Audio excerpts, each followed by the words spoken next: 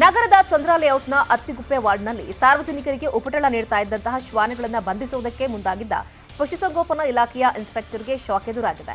ವಿಜಯನಗರ ಶಾಸಕ ಕೃಷ್ಣಪ್ಪ ಸ್ವತಃ ಕರೆ ಮಾಡಿ ಶ್ವಾನಗಳ ಉಪಟಳಕ್ಕೆ ಬ್ರೇಕ್ ಹಾಕೋಕೆ ಸೂಚನೆ ಕೊಟ್ಟಿದ್ರು. ಈ ಹಿನ್ನೆಲೆಯಲ್ಲಿ ಉಪಟಳ ನೀಡುತ್ತಾ ಇದ್ದ ಶ್ವಾನಗಳನ್ನು ಹಿಡಿಯೋದಕ್ಕೆ Hanumantharaju ಮುಂದಾಗಿದ್ರು.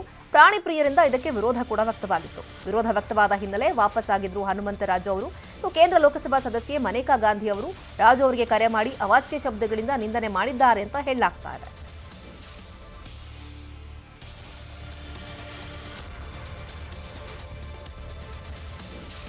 Is that Hanumanta Raju? Namaskaram, madam.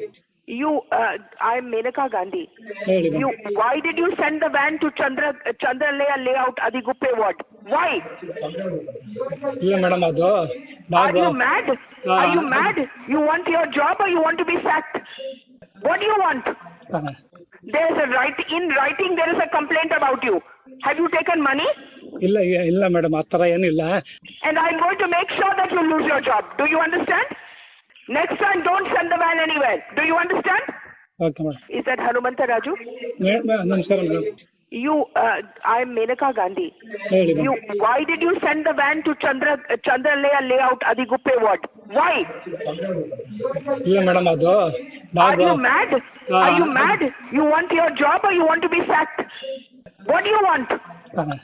There is in writing there is a complaint about you. Have you taken money? ಇಲ್ಲ madam, ಆ ಥರ ಏನಿಲ್ಲ.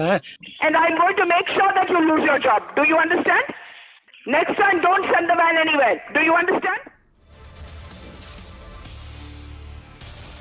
ಬಾಂಬ್ ಸ್ಫೋಟ ಪ್ರಕರಣಕ್ಕೆ ಸಂಬಂಧಪಟ್ಟಂತೆ ಜೀವಾವಧಿ ಶಿಕ್ಷೆಯಾಗಿ ಪರಪ್ಪನ ಅಗ್ರಹಾರದಲ್ಲಿದ್ದ ವೀರಪ್ಪನ್ ಸಹಚರ ಇವತ್ತು ಸಾವನ್ನಪ್ಪಿದ್ದಾನೆ. ವೀರಪ್ಪನ ಸಹಚರ ಮೀಸೆ ಮಾದಯ್ಯ ಕಳೆದ 34 ವರ್ಷಗಳಿಂದ ಜೈಲಿನಲ್ಲಿದ್ದ. ಆದರೆ ಕಳೆದ ಕೆಲ ತಿಂಗಳಿನಿಂದ ಉಸಿರಾಟದ ಸಮಸ್ಯೆಯಿಂದ ವಿಕ್ಟೋರಿಯಾ ಆಸ್ಪತ್ರೆಗೆ ದಾಖಲಿಸಿ ಅವರಿಗೆ ಚಿಕಿತ್ಸೆ ಕೊಡಲಾಗ್ತಾ ಇತ್ತು. ಆದರೆ ಚಿಕಿತ್ಸೆ ಫಲಕಾರಿಯಾಗದೆ ಸಾವನ್ನಪ್ಪಿದ್ದಾನೆ. ಇನ್ನು ವೀರಪ್ಪನ್ ಸಹಚರರಾದ ಸೈಮನ್, ಬಿಲವೇಂದ್ರನ್, ಮೀಸೆ ಮಥಾಯನ್ ಕೂಡ ಈ ಹಿಂದೆ ಜೈಲಲ್ಲಿ ಇರುವಾಗಲೇ ಸಾವನ್ನಪ್ಪಿದ್ರು. ಈಗ ಮೀಸೆ ಮಾದಯ್ಯ ಕೂಡ ಶಿಕ್ಷೆ ಅನುಭವಿಸುವಾಗಲೇ ಸಾವನ್ನಪ್ಪಿದ್ದು ವಿಕ್ಟೋರಿಯಾ ಆಸ್ಪತ್ರೆಯಲ್ಲಿ ಮರಣೋತ್ತರ ಪರೀಕ್ಷೆ ಆದ ಬಳಿಕ ಮೃತದೇಹವನ್ನು ಕುಟುಂಬಸ್ಥರಿಗೆ ಹಸ್ತಾಂತರ ಮಾಡಲಾಯಿತು.